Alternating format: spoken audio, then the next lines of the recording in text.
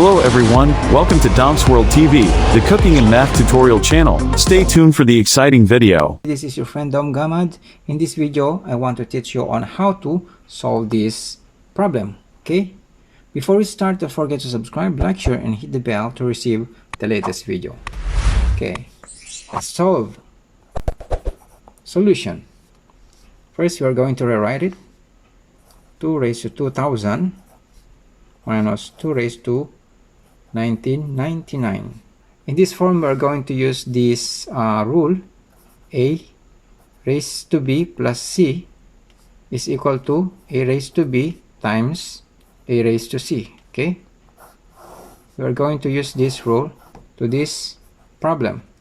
So 2 raised to 1999 same as this one. 19 plus 1 is 2000. Okay, minus 2 raised to 1999.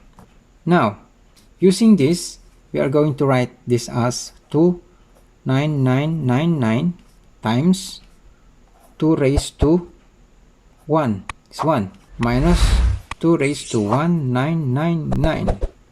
Because two terms have in common, we have 2 raised to 999 and 2 raised to 9999.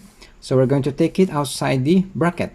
21999, then multiply it by, so 9, this divided into this, it remains 2, then this divided into this is negative 1.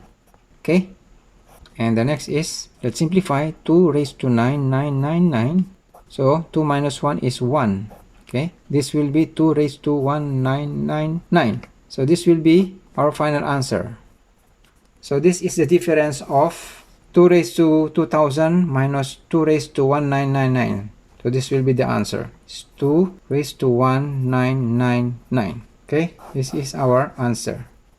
Okay guys, if you learned and enjoyed this video, give us a thumbs up, like, share, and subscribe, and hit the bell so that you will not miss out my next video. Thanks for watching. See you again soon. Bye bye.